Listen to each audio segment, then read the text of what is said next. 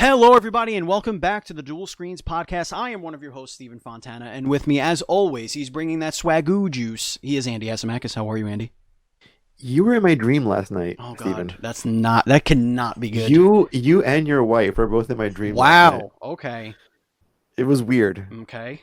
We were all in Japan on some kind of vacation, Okay. and someone was trying to rob our stuff, Okay. and then Lane beat the shit out of this guy. Yes, that would probably be And yeah. Mhm. And that's how the dream ended. Okay. Well, that went a Right. lot better than I thought it was going to be. Right. And with us this week, we have Joe Walsh, the lead game designer at Mediatonic Games, of course, creating Fall Guys Ultimate Knockout. Hey, how you doing, Joe? What's going on, man?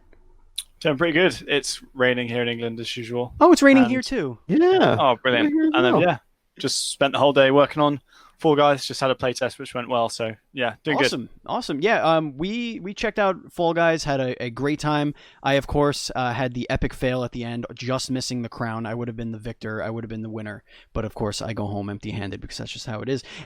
So how have things been going since PAX? Obviously, the world has completely changed. But how has development gone? How's reception been? What's it been like since PAX?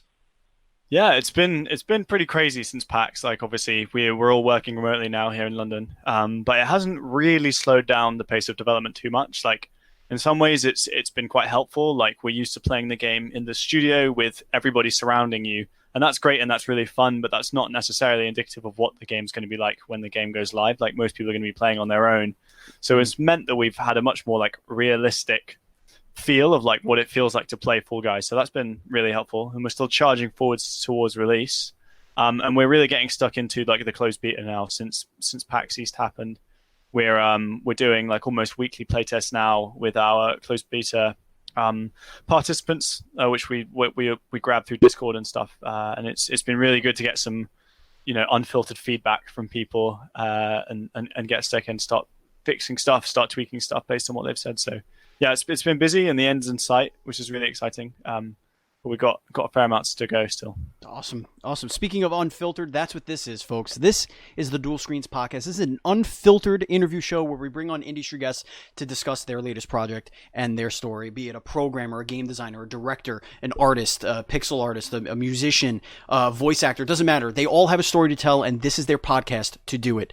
This podcast posts each and every Thursday for your listening pleasure on your podcast service of choice, including our home Podbean, and we're also on iHeartRadio, Spotify, Apple, Google Play, really anywhere, and including our YouTube channel, youtube.com/dualscreens.tv. Folks, I do want to say right off the bat, I do have my window open because it is muggy.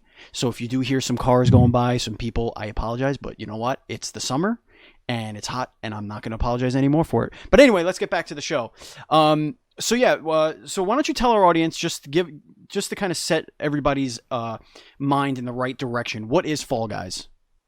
Cool, yeah. So Fall Guys is basically the greatest online game show anyone has ever seen. So it's 60 squishy, collapsible jelly bean characters all lined up on a start line. And they are put through round after round of like knockout style gameplay. So if you've seen Takeshi's Castle, MXC, Total Wipeout, those types of shows, that's really what we're trying to emulate with Fall Guys. And just like the format of those shows, we go from lots of Fall Guys on the start line to one winner at the end. So it's kind of Battle Royale DNA as well, Mario Party DNA, all of that combined. And it's all about, crazy slapstick hits, just like total chaos like you've never seen before, and real like heart racing competitive gameplay as you reach those final rounds. Yeah, it's an absolute blast. Andy and I, like I said at the top of the show, Andy and I played it at PAX East. It actually won one of our awards, didn't it, Andy? It did. It was a blast. We had such a good time. I think the best thing about that you have going for it right now, aside from like the tone and the overall zaniness, is how quick the matches can be and how absolutely furious the action can be. There was one game specifically, I think it was you had to chase around and end the match with a tail on or something like that, if I remember correctly. I think it was a tail. Yeah, that's what I lost. I lost that match. Was insanity. It was probably 24 people just chasing each other around, knocking each other around, trying to avoid each other. It's basically tag, but only half the people have the item and the other half, I think, were trying to get the item. So it's a blast, and there's There's a lot of frantic action like that. What other kind of games do you have that can people look forward to? Yeah, I mean, it's like a huge variety. I think we're looking to launch with around 25 different games at the moment, and I think we only showed off 4 at PAX East. We've had a couple of new ones come in recently, which are really good. Like one of the ones we've been playing a lot is called Slime Climb. So Slime Climb is kind of like this giant spiraling obstacle course going up a mountain, and the entire arena is being filled with slime from the bottom up. So you're not actually trying to like necessarily race other people. You've just got to reach the end before the slime does. And we've made it's really difficult right now. Like I think about 20% of people at best get to the top. Like it is like devilishly hard. But I think that's been one of my favorites. Is like it's been one of the first time in Fall Guys where we're seeing people figure out shortcuts and speed runs. Like people are jumping off like bouncy pillars, which would like meant to be totally like ornamental, and they're like shaving half seconds off their time to get the advantage. Wow. So keep your eyes peeled for that one when it comes out. I think that's probably my personal favorite at the moment. What is that like for you guys to design an actual mini game for Fall Guys? What's that look like on your end? How do you conceive these just amazing experiences? So at least personally for me, I do start by watching a lot of game shows or playing other mini games, but mostly like sitting down and watching Takeshi's Castle or something and finding something within one of those rounds that I feel might have a spark in it for something that we could do. Like, and we have a list of pillars that we try and hit with each round. Like, it's quite high concept, but we want the rounds to be competitive, but they should have a sprinkling of chaos in. They should have, the opportunity for once in a million moments where you want to clip something and post it on Twitch or something like that. We want them to be really easily understandable. Like if you can't explain them in 3 words, that's it. It's too complicated for Fall Guys. And so that kind of gives us a really good starting point to bring to the table as a design team, like a bunch of different ideas. And we'll do a bit of a sit down session where everyone will bring a few and we'll talk them through. And then about half of them, I'd say we're just like, that's a rubbish idea. Let's just kill that right now. And then the other half will go through kind of like a block out stage. So we'll block it out and run around and maybe spend a little bit of time prototyping, and then try and be very critical very quickly as to whether or not something's got a spark in it that's like, oh yeah, this feels as good as one of the ones we showed at PAX, for example. And that process is one of the hardest things, is figuring out the difference between this isn't fun, but it could be if we just spent a couple more days on it, and this isn't fun and it never will be, no matter how much time we spend on it. Like that process is really difficult, really challenging. But once we're all agreed that something is good and it's resonating, that process then is just like tweak it, play it with lots of people until eventually we kind of pass it off to the art team and they make it look all nice. So if the end is 25, if 25 is your goal for launch, how many do you think you started with to get it down to those 25? Oh God, I think in total our hit rate's been pretty good. Like we've not had to kill many things that made it to a prototyping stage. Maybe like under 10, I would say, have been built. We've looked at and thought, you know what, this just isn't working. Most of them get cut much quicker than that. We did one near the beginning that was like a giant minesweeper level. So you had, I don't know why I thought this was a good idea, but you had like mines hidden in the floor. Sure. And you all ran, and you had like mine detectors on your head that started beeping. And the idea in my head was that everyone will like tiptoe forwards and like we'll all navigate this thing together. And everyone just ran forward and exploded, and it was total chaos. And also like making 4 guys run across a minefield is like horrible. Like I don't know why I ever thought tonally that would work. But that's probably the one where I was like, sounds horrible, but I think you should seize on this and have the losers compete in the discarded mini games. Or instead of mines, you do spring-loaded floor tiles. Yeah, so that's a much better idea. That's a much better idea. I distinctly remember saying, if this one doesn't work, then I've got no idea what will, because this is a slam dunk. And then we played it like twice and was like, oh, that was a waste of everybody's time. But that's kind of the fun of it. Like you kind of got to go through that process to kind of hone down what works and what doesn't, stuff like that. That's when they learned what colors the Fall Guys bleed. Yeah. That was pretty insane. Mine dash. Yeah, you won't be seeing that one anytime soon. I do love the design of the character though, that jelly bean like character, how it embodies all of us in a Yeah. way. We're all just squishy jelly people on the inside, I feel. Yeah, yeah. I think that's what we really wanted, is to design a character that feels useless. Like everybody's used to playing Mario, and he never trips up. Every roll is perfect. Every landing, he sticks the landing. Like Right. we wanted to make a character He's the that world's spends most most of their graceful time. plumber. Exactly. It's like, where did he learn all these insane skills? Woohoo! And we wanted to like make a character that is trying to be Mario. They think they're Mario, but it never quite works out as well as they think it's going to. And that's very much in the spirit of those like maximum elimination challenge shows where they come dressed as like superheroes and they're like, yeah, and they do all I don't know what they're really saying, but they come in there really gung-ho, like really ready to do this, and then they just fall flat on their face. And it's absolutely hilarious. Those shows were like eye-opening for me of how hilarious some just people getting hurt it really is. Like America's Funniest Home Videos gave us a tease of how funny it was when somebody gets punched in the nuts, but Maximum Elimination Challenge took it to 11 and showed us how funny it would be if they punched themselves in the nuts. And really just raised that bar. I think it is part of it because it's also self-inflicted. Like they turned up to do this. No one asked them. No one's probably even paying them. It's just like sheer enthusiasm, and that was kind of what we wanted to. Like Fall Guys are enthusiastic till the end. They always get back up. They always keep running towards the finish line. They're full of enthusiasm. Well, speaking of enthusiasm, PAX East, I mean, people were just having a blast at your booth, and it was a massive booth. You guys did a great job over at PAX.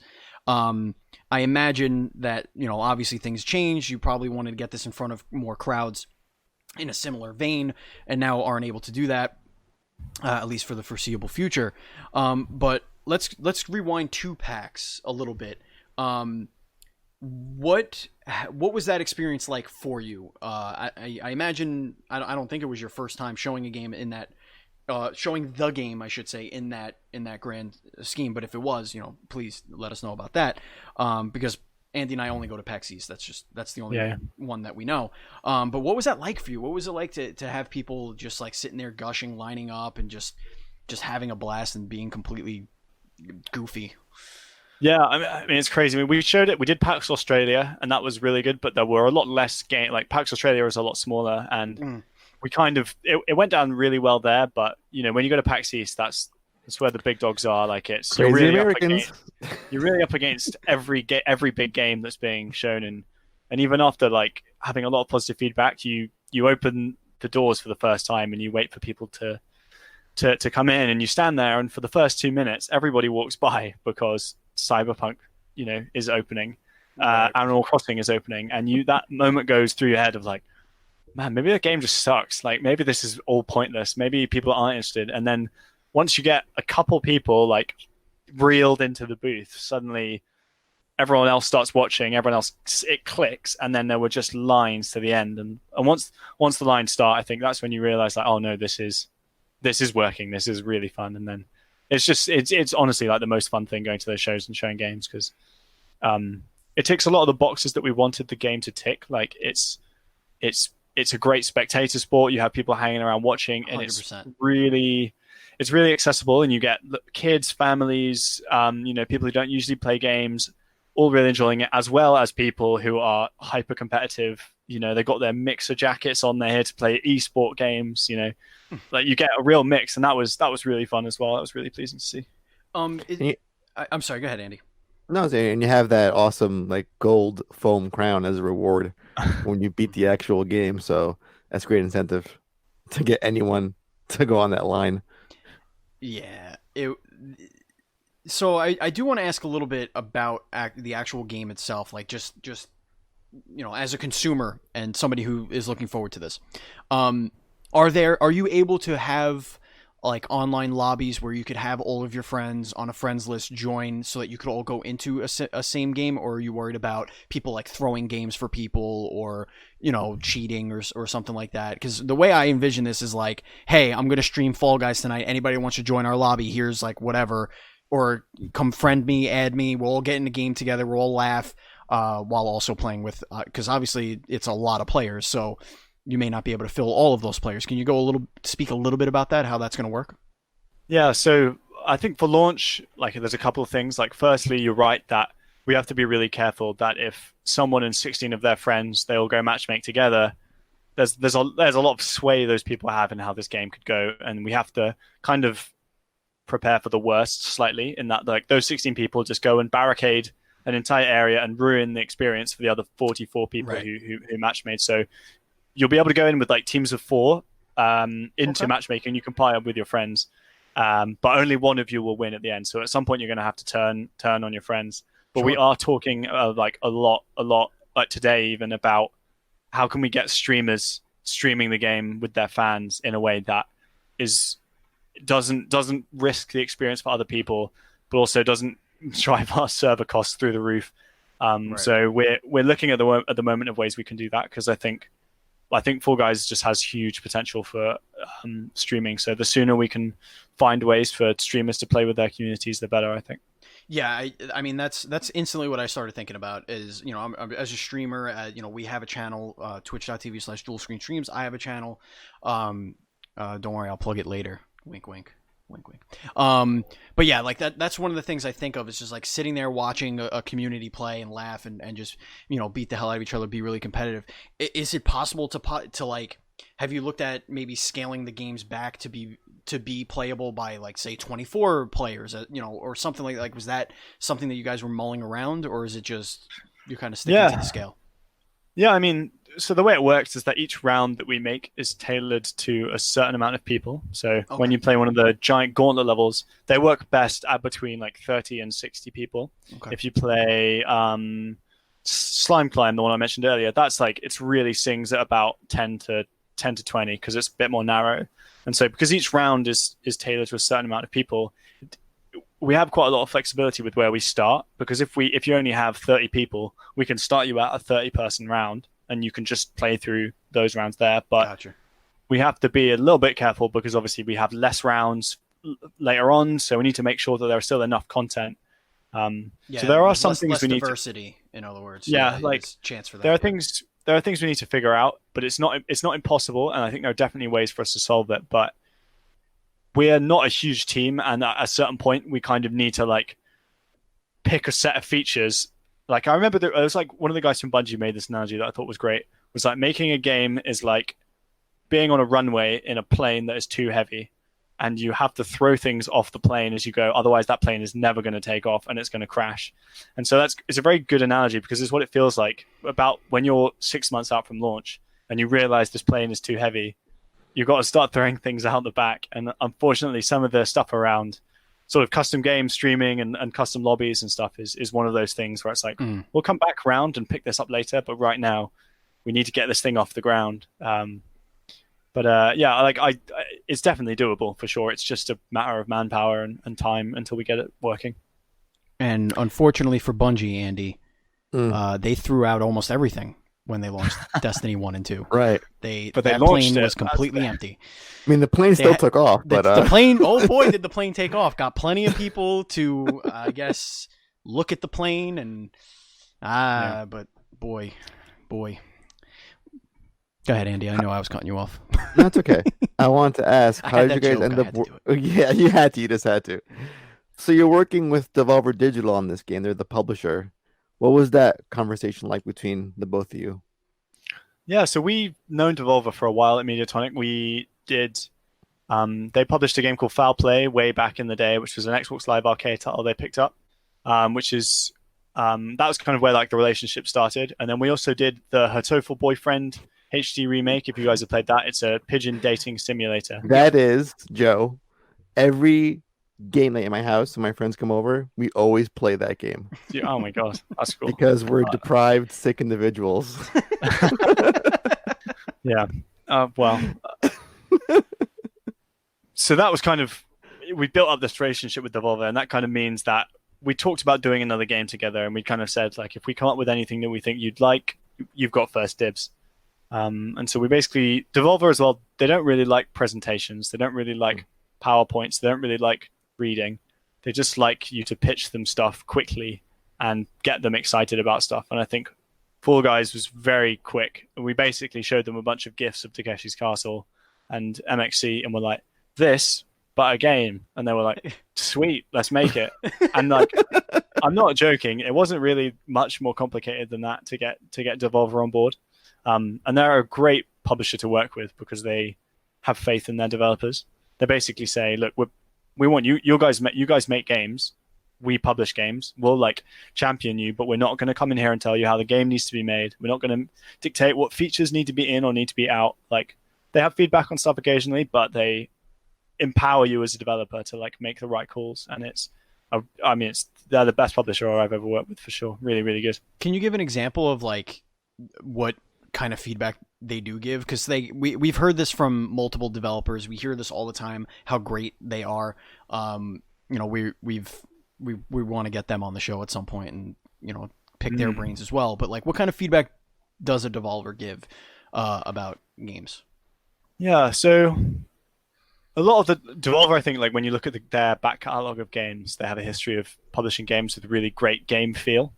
Like when you pick up Hotline Miami or Gungeon or any of the games they've released, they just feel really good. Everything's satisfying. Everything's got this clunk to it. And that's where you get feedback early on is, it'd be really great if when your character landed on the floor, it felt a bit more weighty, or the character feels a little bit too stiff. But it's all caveated with, hey, at the end of the day, it's your game and you guys can do what you want. But from playing it, we just feel like it might be better or better in these ways. So that conversation, it's very casual. It's not huge lists or anything like that. It's like they come to the office, we all sit around a desk and we have a chat about maybe what we could tweak. So I mean that's the kind of conversations you have, but it's only a couple times really during development. They really do just let you get on with it. Do you guys feel any pressure being a game under the Devolver umbrella? Because I feel like when you have that stamp, it's a certain pedigree of game you're going to get with Devolver. Yeah, definitely. Like, especially when we're at PAX and you've got Gungeon next to you, and that's one of my favorite games. There's definitely a pressure to hit that quality bar because Devolver make great games, and I think they pride themselves, like you said, on that like Devolver stamp of approval. So, and that's really what we're doing now is polishing the game and tweaking it, and really making sure that the whole product like sings and speaks to that Devolver brand. So what publisher? Well, maybe you don't want to tell what publishers, but like, how did things? What were things like before Devolver for you? Like, did you work for other companies? Were you still making, games on your own? Like, what was your career before meeting up with Devolver Digital? So I've worked in Mediatonic for quite a long time, about 8 years now. So historically, Mediatonic as a company, we work with big publishers or big IP holders to make games for their franchises. So we've done. We did a Harry Potter mobile game. We've done Gears Pop, which is Gears of War mobile game. We do a whole bunch of different things, and we've essentially been like a work-for-hire mobile studio with a really, really good reputation for making really, really polished, slick mobile games. And we love making those games. We love working with Microsoft and Scopely and a bunch of other companies that we've worked with over the past. But there's always been this desire to make something for console. Again, we used to do I don't know if you guys ever played PlayStation Minis back in the day that came out. Oh, yeah. Yeah. So we have a history of making console games, and I think, at least personally, I've always had that desire to like get back to making it. But it's just been about finding the right idea. We've spent a good couple of years prototyping things, trying out a couple of different ideas before we settled on Fall Guys as something that we thought was worth taking forward. And it's from that point, it's been pretty quick, but it's taken us a long time to not only find the right ideas, but also build up a skill set that gives a publisher like Devolver confidence, because just having a good idea is not enough. They need to have faith in you that you can actually deliver that. And that's been a big learning curve for the studio over the past 5-6 years. What's it like to pitch a Microsoft for a massive IP like Gears of War? It's really fun, actually, especially when they're IPs that you are really passionate about. Like, I can't speak too much about the process, and I haven't been involved with it a lot, but they basically come to people that they like and say, hey, we want to make a Gears mobile game. What have you got? and that conversation evolves, and they are really receptive to coming up with different ideas. So, yeah, I mean, it's a great opportunity to work with IPs that I've been a big fan of or have had a history with in the past. It's awesome. Because, like, I mean, you mentioned two of probably some of the, like, in video games, I would say Gears of War is probably a top 10, like, recognizable franchise if you're, especially an American gamer. And then you said Harry Potter.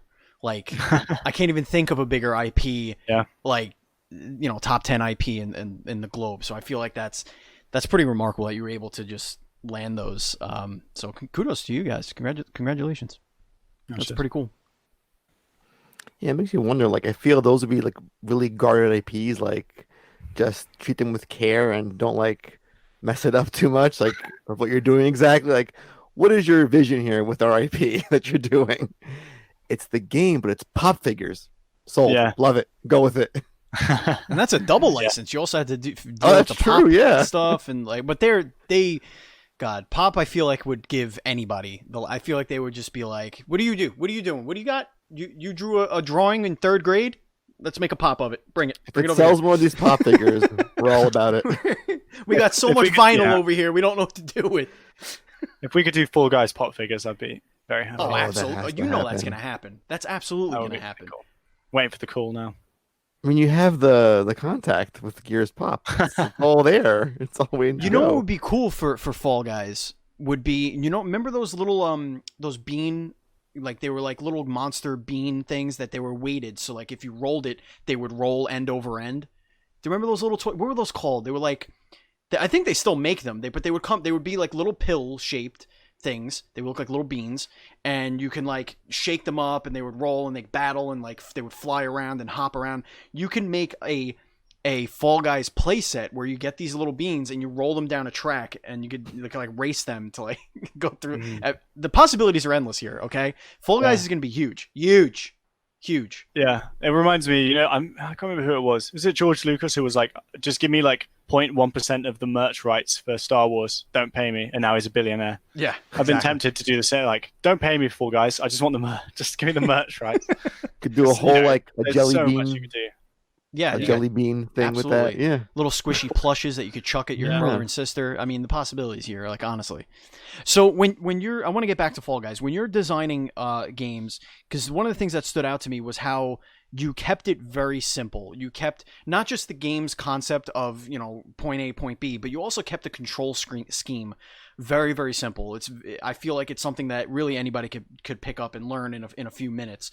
Obviously, that was a conscious decision.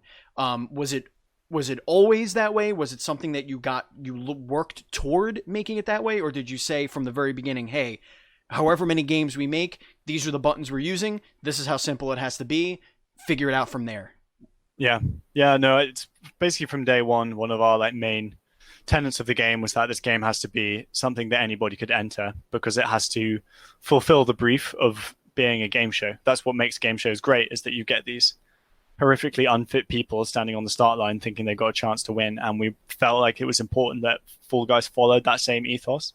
But it has been hard. Like, there have been a couple of things. Like, firstly, you're totally right that one of the things we said right from the beginning is that the control team has to be consistent across all game modes.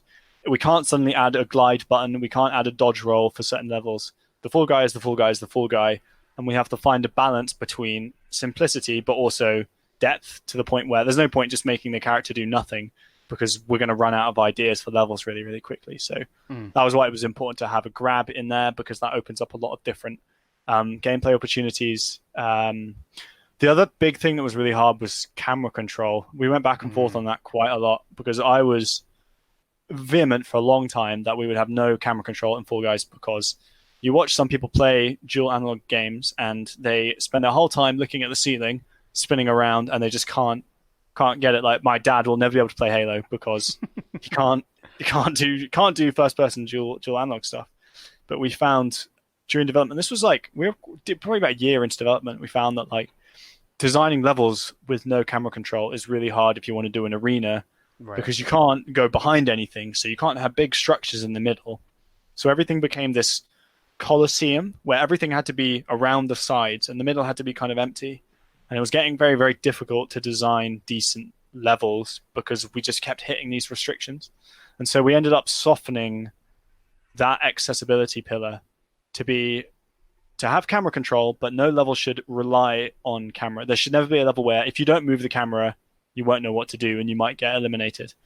There's advantages to moving the camera for sure, but if you almost all of our levels, you can just play with the left stick and run around in it, and it's fine. So I think we've got the balance about right. But we'll see. The proof's in the pudding, really, when it comes out. Do you see yourselves adding additional content post-release? I feel like this sort of game, like the design, it screams like adding additional games to the mix after it's been released. Yeah. We're looking at that at the moment, really. Like some of the team are starting to look a little bit at what comes after launch already. Basically, the designers aren't really allowed to touch the game anymore because we keep breaking stuff. So we've been told,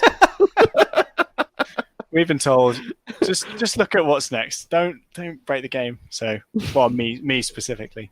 So yeah, we're looking at what does season if Fall Guys launches with season 1 running, what does season 2 come with? Is there anything we could add content-wise to the game to keep things interesting, to keep things being new? I think lots of people have really cool ideas about different level ideas already. We've got a bit of a backlog, so we're figuring out how we can add that stuff as we go.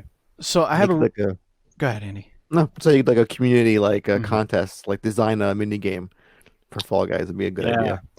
That's a good idea. I have I mean, so a lot of the times when a game comes out, and then let's say the game isn't even out, and they say, oh, and here is a preview of our DLC. And one of the big things that people complain about is, why not just put it in the fucking game? What are these lazy devs doing? They're just cutting content so that they could charge for it later or whatever. So tell us about that process. What is that balancing act? What is it like to do that? Because, I mean, for over 100 developers that we've interviewed, you just have to cut content. Eventually, you can't just keep adding, because then the game will never come out. So eventually, you make a conscious decision where this is going to have to be looked at later down the line. What is that process like for you guys? Where do you say, okay, this can't be for launch because otherwise the game won't come out? Explain that to people who don't know the behind the scenes of that. Yeah, I mean, it's a tricky one because I think there's an idea that when you make a game, you make the mechanics, and then you make one level, and then you make the next level, and you just keep going, and then the game is done. Whereas in reality, it's a lot more messy. Like a level will be finished, and then something else changes, and now that level doesn't work anymore. But it might be fully arted, and it might look finished, but it doesn't actually work when you play it. It completely falls apart. And I think that's what gets picked up sometimes by communities, is they go into the game files and they find stuff, and they go, well, it's done. It's like, yeah, but you can't see what's going on behind the scenes because this level's got some weird thing that's more complex. So you essentially have to draw a line in the sand that's a level where everybody feels comfortable that you can get this game out the door, and that it's going to perform well, and that everything else can come later.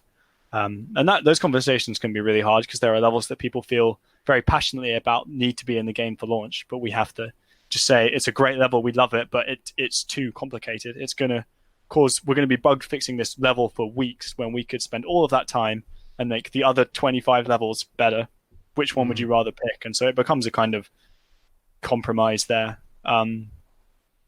It's a tricky one, and I see why people get frustrated. I think with Fall Guys, we know that all of our level content that we do post-launch will be free as well. That always helps, yeah. I mean, it's slightly easier for us than it is for some other companies. I mean, it seems like paid DLC for levels and stuff is almost a thing of the past at this point anyway.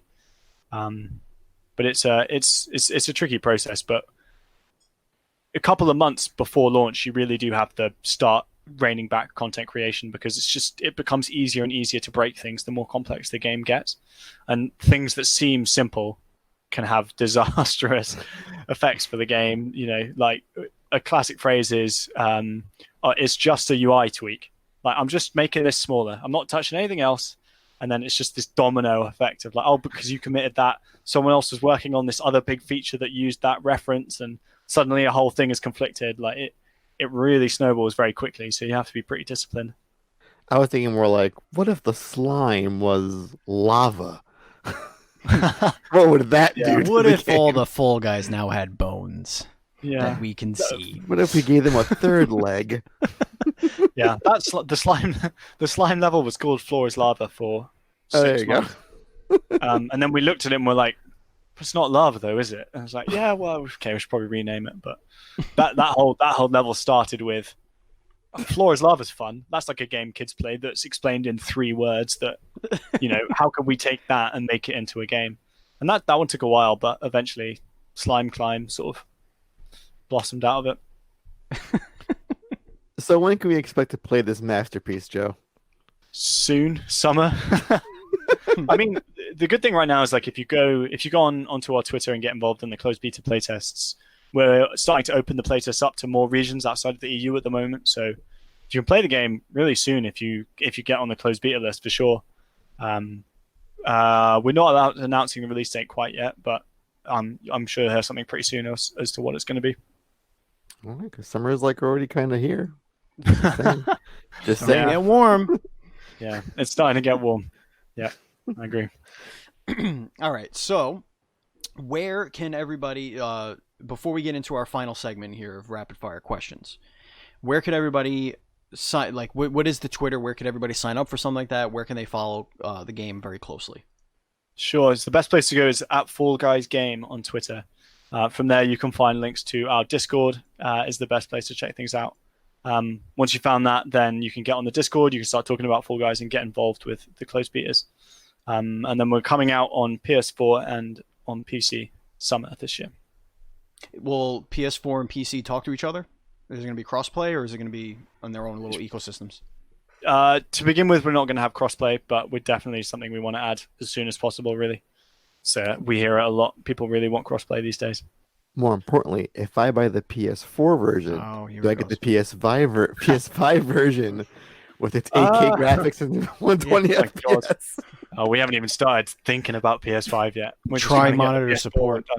That's right. Yeah. Oh, that would be good. Try monitor support. One day. One day. All right. So our Andy, did you compile any listener questions? I did not. All right, me either. I didn't see any come in, but that's okay.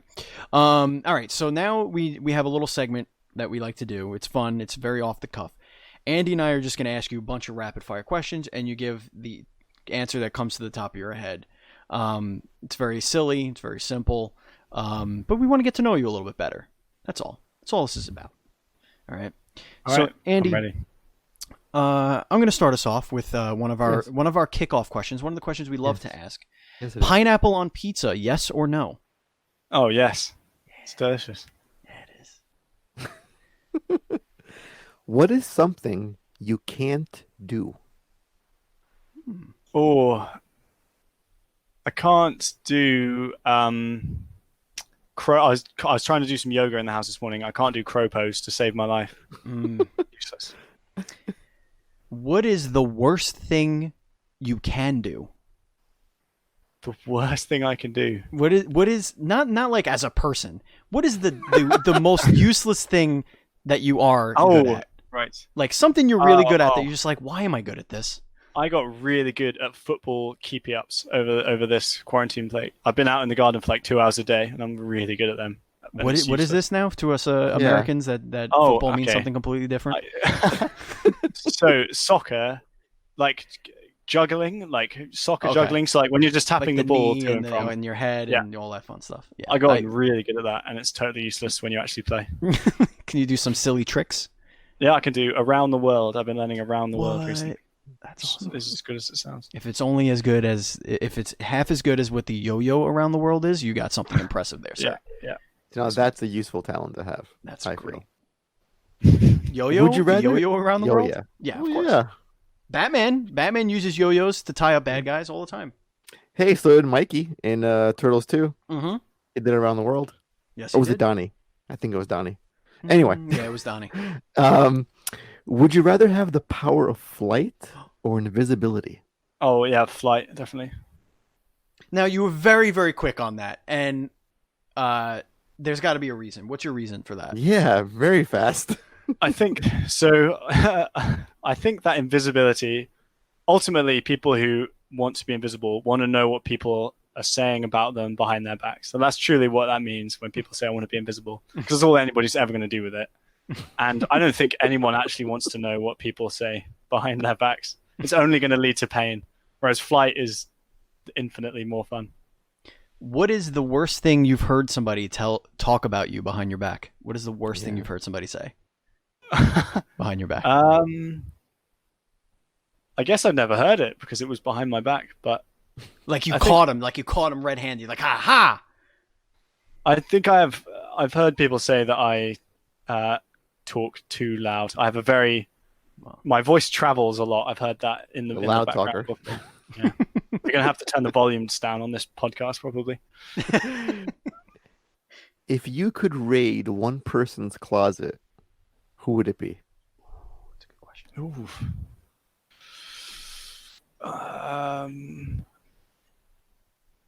That's a good question. I think probably. I feel like Will Smith's just got great clothes. I reckon he's still got all of the stuff from I'm talking about Fresh Prince of Bel-Air era Will Smith. I bet he's still got all of that stuff. I don't know what I would do with it, but What do you mean? What would you do with it? You'd put it on and try it on, sniff it, as one would do. Yeah. All right. If you could put on the costume of one superhero and have their powers for 24 hours, which superhero would you pick? Oh, Spider-Man. I'm a Spider-Man fanboy for sure. That's a great pick. You wouldn't be Swinging afraid. just looks so fun.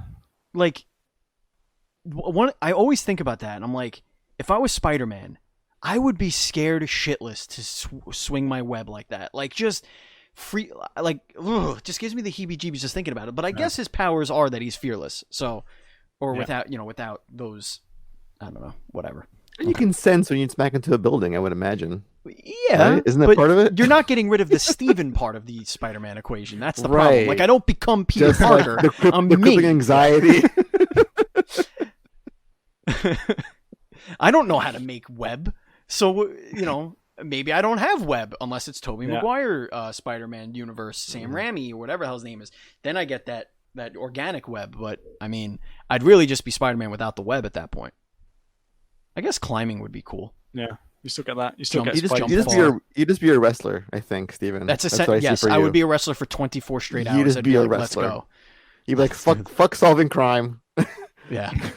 Let all the world's Uncle Bens die. I'm just going to be a wrestler full time. Bonesaw's ready.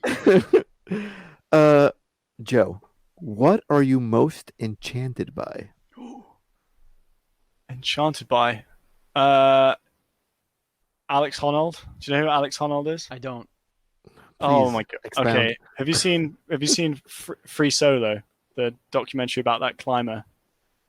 No, I haven't seen this. Oh my god. Basically, it sounds like a quarantine watch. Oh my gosh.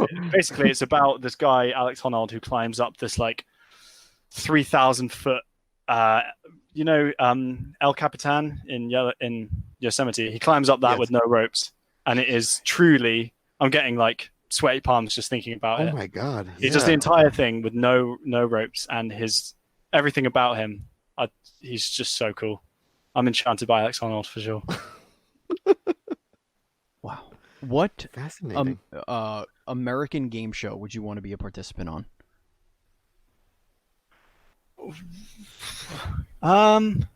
American game show. Probably, was it American Gladiator or something? Yeah. Probably that. I've always wanted to go on one of those. That looks really good. Which one of those games stood out for you? What was the one that you really wanted to participate in? There was one I definitely didn't want, and that was the jousting, because they would get the shit kicked out of them. But the gun one, where you had to run and hide behind stuff and shoot with the Nerf guns. Do you remember that game? That was a lot of fun. That looked like a lot of fun. I feel like that was. There was a UK Gladiator. We had this one where you had to swing from rings, and you had to survive for a certain amount of time while another person chased you. And then they would grab you and they wrap themselves around you and pull you down off of this ring. I think we had that one too, yeah. That one just looked like anxiety inducing. I haven't figured out a way to get that into Fall Guys yet. Monkey bars is one of those things that's on the cutting room floor. I played around with that for a while, but it was too fiddly. Oh, I got a visual. It looks silly. Just these blobular jelly men trying to swing on the monkey bars. What is your kryptonite? I really love Like I truly could eat hummus for every meal ever.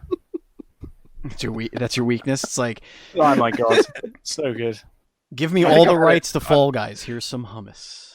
Yeah, Here it is. but like good, not like the rubbish stuff you get from the store. Like really good hummus. I've basically had it every single day for lunch since this whole quarantine thing began. do you make your I own? think So I'm it's- starting to sweat hummus at this point. No, I don't. I should learn. It seems like a lot of work Does for it? something that's probably not going to be very good. Isn't it just food processed chickpeas and some garlic and maybe a little salt and some oil and you're good to go? It sounds like work. I don't know. Maybe I'll give it a go. See how Why long not? this quarantine. Chickpeas? How expensive can chickpeas be these days? No, yeah, that's a good point. I don't know. Hopefully, could there's do- not a shortage of them or something. Slime climb, but it's hummus. Mm. Yeah, hummus run. That's not bad.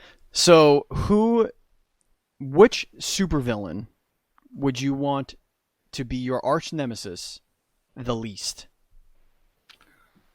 I always found Doctor Octopus quite terrifying. Really? Yeah, I don't know why. I think it's because that set of style of Spider-Man films I was really into. The Sinister Six?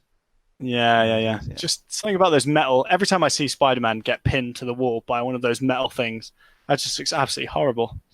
I don't want Because anything he's to do with smart that. and he has the brute strength behind it too. Yeah, that's a always the thing with me. Is deadly like, combination. the smarter the villain is, the more terrifying he is for me. That's what like Lex Luthor, who is incredibly unimposing as a physical person. Like, I am sure that any iteration of that character, if it came to fisticuffs, I could probably beat him, even in my meekness that I am. But like the fact that I feel like he's calculating exactly how to murder me, like outside of that fight, and could do it probably instantly, or like drain my bank account with a text message. Like, I just feel like that's like, just brains scare me, I guess. And that's what makes the Joker so scary, because he's not just a dumb clown anarchist. Like, he's so calculated and crazy, and like that's just scary. I was watching a documentary.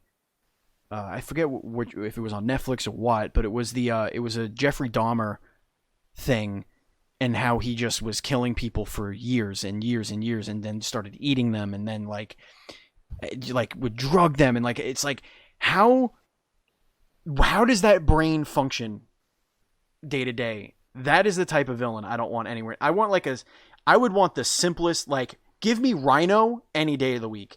Just a big dude that wants to crush things. Yes, I will fight you. Yes, absolutely. I will get CTE. I will have broken bones, but at least I know you're not going to like figure out a way to take over, the city and maybe steal my family or something. And eat Aunt May. Right. You're not going to Which a rhino may do. You never know. Yeah, I went to the last Spider-Man game. I went to a talk on how they made Spider-Man play about halfway through the development of Fall Guys, and it blew my tiny mind. Like, the tricks they pull in that game to make you feel good about what you're doing are insane. I would highly recommend anyone who's interested in it go find it in the GDC vault. It's amazing. How fun was that game for you, by the way? Spider-Man, as a huge Spider-Man fan, you want to be so Spider-Man? Yeah, so good. Controversially, I still think Spider-Man 2, the swinging's a little better in Spider-Man 2, and I'm not sure why. Like, it's great in the new one, but there's something about 2 which... Is that based on your memory, or did you go back and play it after playing? I think it's from looking at footage. I think what it is that it feels like the PS4's got limitations on how fast they could let Spider-Man move, like, laterally, because it has to load all the levels and stuff. Right. So when I dive and then I catch myself right before I hit the ground, I want Spider-Man to be flung 200 blocks that way super quick, and it feels like they slow him down. Whereas on Spider-Man 2 on PlayStation 2, I guess it was, I remember having that speed. But I mean, other than that, it's an amazing game. I loved it. Well, with the power of the PlayStation 5, and we know how quick that's going to load the city, maybe it's going to be different. Yeah, I mean they're definitely that doing another one as well. Aren't that they? tech demo of They him have to. swinging and everything already loaded in, and Yeah, that's insane. and have you ever been to New York City? Yeah, I have. Yeah, Yeah, that's awesome. Yeah, that's really cool. I mean, I worked in Manhattan or worked in Manhattan, and seeing it nearly recreated. It seems like it was like scaled down maybe like by 20%. Like some blocks were just like mashed together and like whatever. But like seeing how much care went into that by like Madison Square Garden, which is where I worked like right down the block from there, and like seeing all the parks basically one for one and like all that stuff. It was really a trip, man. They did such a crazy job. I imagine that would be an IP that you would just absolutely die if you got to make a game for that. That would be cool. That'd be really cool. Spider-Man Fall Guys crossover DLC. That would be like the dream. Okay, let's discuss this. What would that look like? I wish I hadn't said it now. I think you'd have to do like. I feel like you could do a good gauntlet where like you've got Dr. Octopus's claws coming down, and you've got to like run through them. Like a good Spider-Man themed gauntlet would be really good, where you're just dashing towards the finish line. So you could do 6 games, and they're all themed after the Sinister Six, right? Yeah. And you could do something like that. Like maybe Spider-Man's looking for a sidekick to take on the Sinister Six, and he wants to pick one of the Fall Guys because apparently Spider-Man has lost his mind, and he puts him through 6 games that are modeled after his arch villains, and there you go. You have DLC right there. Let's get Marvel on the phone. Let me get. I would say Mr. a Marvel's great name? game would be Dodge the Symbiote. So it's like whoever is safe from one wins at the end of the match. Yeah. Yeah, let's get Marvel on the phone. They're pretty relaxed with those IPs. Totally. They're very, especially you might have to fight Sony also. It's Sony and Marvel because it's Spider-Man. Yeah. So you got to worry about that too. I think it's fine. We'll be fine.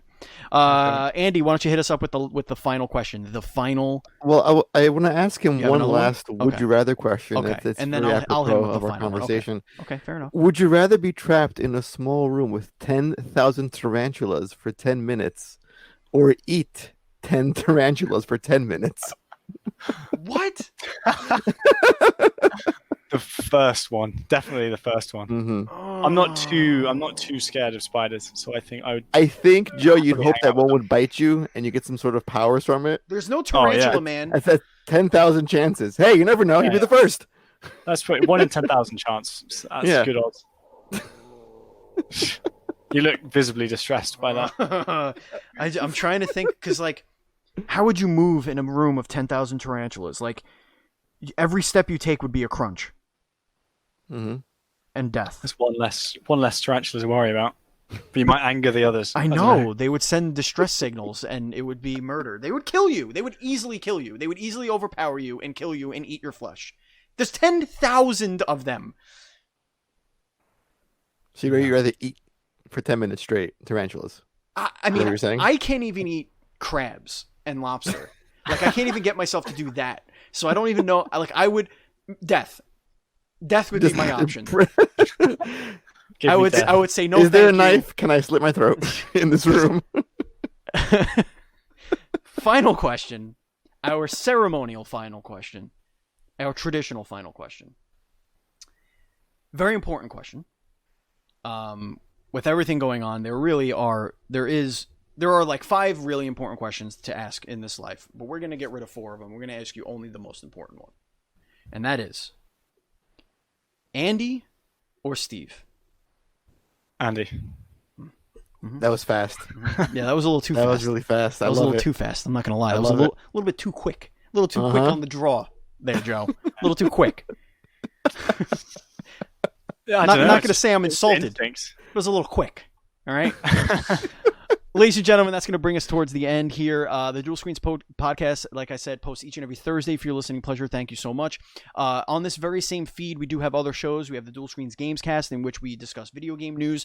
We had a guest on the show this past Sunday. We stream the shows live on twitch.tv/dualscreenstreams, and then those post on Monday for your listening pleasure, and then on Tuesday on youtube.com/dualscreens.tv.